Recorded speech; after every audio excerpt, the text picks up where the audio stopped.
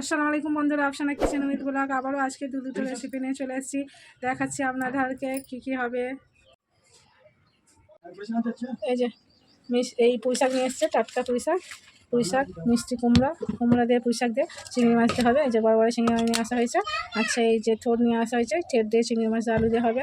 এই দুটো রেসিপি হবে। পুঁইশাক থেকে পুঁইশাকের পাতাগুলো দেখে ছিঁড়ে নেবো।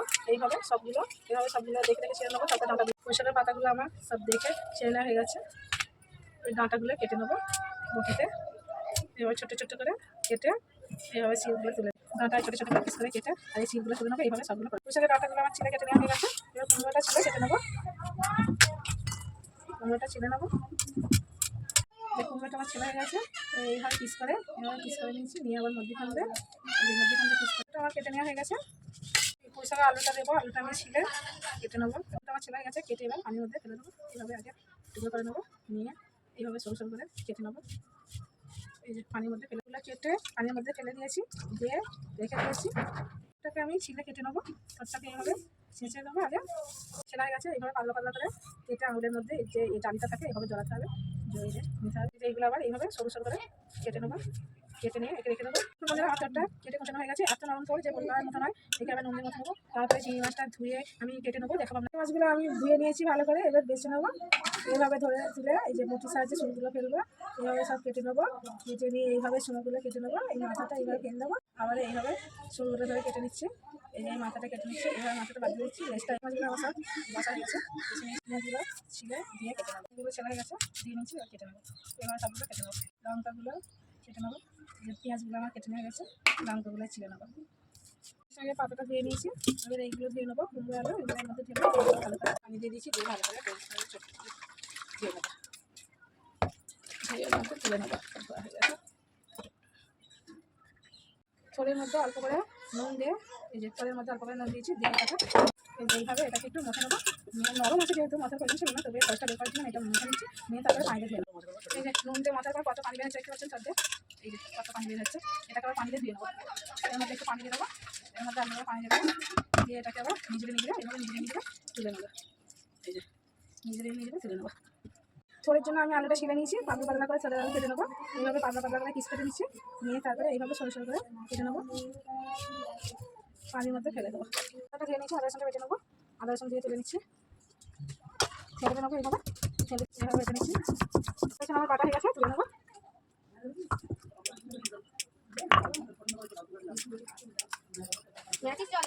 চুলার মধ্যে কড়াই বসিয়ে দিচ্ছি তরকারি বসানোর জন্য। কড়াইটা তখন গরম হয়ে গেছে। কড়াইয়ের মধ্যে সরিষার তেল দেবো। প্রথমে তেল গরম হয়ে গেছে, তেলের মধ্যে পেঁয়াজ আর লঙ্কা কুচানোটা দিয়ে দেবো। লাল লাল হয়ে গেলে চিংড়ি মাছ চলে যাবে। আমার পেঁয়াজটা লাল লাল হয়ে গেছে। এবার কাঁচা চিংড়ি মাছগুলো তেলের মধ্যে দিয়ে দেবো।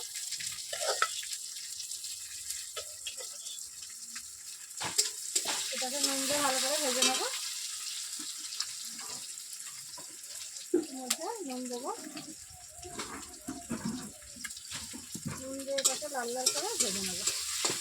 এই যে তেল আর পেঁয়াজের মধ্যে পেঁয়াজটা লাল লাল হয়ে গেছে, চিংড়ি মাছগুলো দিয়ে দিয়েছি। এই নুন দিয়ে চিংড়ি মাছটাকে আমি লাল লাল করে ভেজে নেবো। তারপরে আদা রসুন দেবো, তারপরে কুমড়ো মধ্যে আদা রসুন বাটা দেবো। আদা রসুন বাটাটাকেও ভালো করে ভেজে নেবো তেলের মধ্যে।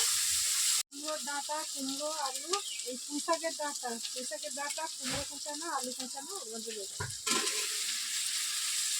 দিয়ে ভালো করে। এই যে পুঁইশাকের ডাঁটা, কুমড়ো কুচানো, আলু কুচানো, আমি এই যে পেঁয়াজ, চিংড়ি মাছ আর তেল আর নুনের উপরে এটা কষানো হচ্ছে। এটা মশলা এখন দিইনি, মশলা দেবো। আদা রসুন শুরু দেওয়া হয়েছে। এখানে হলুদের গুঁড়া দেবো, একসঙ্গে লঙ্কার গুঁড়া দেবো অল্প করে। কুমড়ো দিয়েছে, মিষ্টি ভালো লাগবে। ধনের গুঁড়া দেবো একসঙ্গে, দিয়ে অল্প করে পানি দেবো। দিয়ে মশলা দেওয়ার পর আমি এটাকে ভালো করে কষে নিচ্ছি অল্প করে পানি দিয়ে। মশলা দেওয়ার পর কষানো হয়ে গেছে, অল্প করে একটু পানি দেবো ডাঁটা আলু সিদ্ধ করার জন্য। এই ঝোলটা পানিটা ফুটে গেলে আমি শাকটা তুলে দেবো। এখন ঢাকনা দিয়ে ঢেকে দেবো।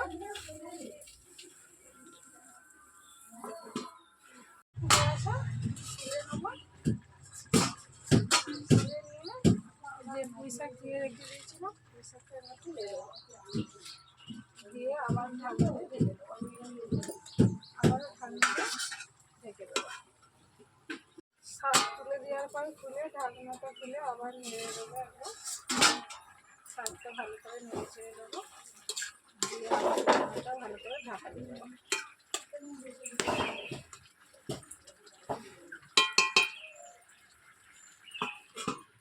খুলে দেখে নেবো। তরকারিটা আমার হয়ে গেছে, একটু দেখাই। তরকারিটা আমার পুরো রেডি। এবার আমি ঢেলে নামিয়ে নেবো। আমি ঢেলে হাঁড়ির মধ্যে ঢেলে নিয়েছি, ধুয়ে নিয়েছি। ধুয়ে আবার চুলার মধ্যে বসে দিয়েছি এবার তরকারিটা করার জন্য। কড়াইটা দেখো, তার মধ্যে সরিষার তেল ঢেলে দেবো। হয়ে গেছে, তার মধ্যে পেঁয়াজ আর কাঁচা লঙ্কা কুচানোটা ঢেলে দেবো। লাল হয়ে গেলে চিংড়ি মাছ দেবো। লাল হয়ে গেছে, চিংড়ি মাছগুলো তেলে দিয়ে দেবো। তারপরে একটু নুন দেবো, দিয়ে চিংড়ি মাছটা লাল লাল করে ভেজে নেবো। অল্প করে একটু নুন দিয়ে দেবো, লাল লাল করে ভেজে নেবো। তেলের মধ্যে দিয়ে দেবো পেঁয়াজ আর চিংড়ি মাছের মধ্যে। একটু কেটে নুন দিয়ে মধ্যে ধুয়ে রেখেছিলাম, ছোট্ট আলুর মধ্যে দিয়ে দেবো। আলু কেটে পানির মধ্যে ফেলে রেখেছি, আলুটাও দিয়ে দেবো। ছোট আলুটা চিংড়ি মাছ, তেল, পেঁয়াজ, আদা রসুনের মধ্যে একটু ভালো করে নিয়ে নিচ্ছি। তারপরে এতে মশলা দেবো, হলুদের গুঁড়া দেবো, লঙ্কার গুঁড়া দেবো, ধনার গুঁড়ো দেবো, অল্প করে পানি দেবো। দেওয়ার পর আমি তরকারিটা ভালো করে কষে নিচ্ছি। তারপরে পানি ঢেলে দেবো। মশলা দেওয়ার পর আমার তরকারি কষানো হয়ে গেছে, পানি ঢেলে দেবো তরকারির মধ্যে। তারপরে ঢাকনা দিয়ে ঢেকে দেবো।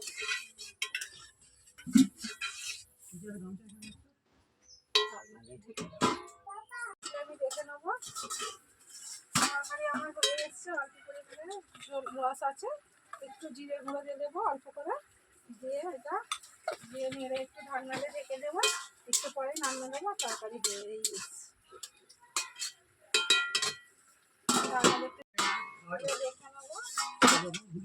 আমার তরকারিটা পুরো রেডি, এই যে দেখতেই পাচ্ছি। এবার আমি ঢেলে নামিয়ে নেবো। ঢেলে নিয়েছি, এবার আমি খেয়ে আপনাদেরকে দেখুন বন্ধুরা, পুঁই শাকের তরকারিটা এই যে কালারটা কত সুন্দর হয়েছে, আর দেখতেও কত সুন্দর লাগছে। দেখতে যতটা সুন্দর, খেতেও ততটা টেস্টি। আর এই যে থোড় রান্নাটা পুরো গরম এখনও। এই যে আমি দুটো তরকারি বেড়ে নেবো, নিয়ে খাবো। যে আমি পুঁই শাকটা বেড়ে নিচ্ছি। একবারে চিংড়ি মাছ নেবো, ডাঁটা নেবো,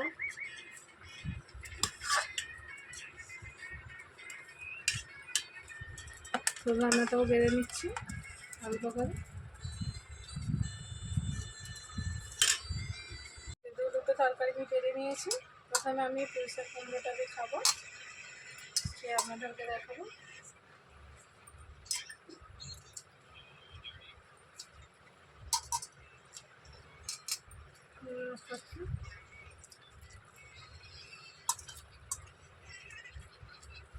পুঁই শাকের তরকারিটা এতটা সুন্দর হয়েছে বন্ধুরা, না খেয়ে দেখলে বুঝতেই পারবেন না।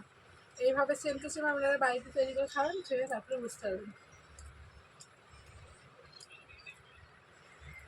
থোড় রান্নাটা খাচ্ছি আমি, থোড় রান্না চিংড়ি মাছ খাচ্ছি।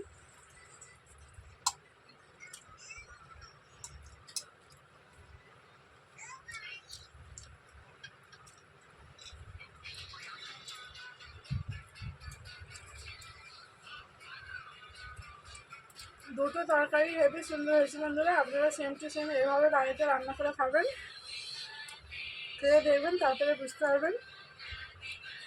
আজকের ভিডিও এখানকার মতোই, আবার নতুন ভিডিও নিয়ে হাজির হব। কিন্তু একটা লাইক অবশ্যই করবেন, আর নোটিফিকেশন বেলটি বাজিয়ে দেবেন। আমার ভিডিওটা পুরো দেখবেন, প্রথম থেকে শেষ পর্যন্ত স্কিপ করবেন না।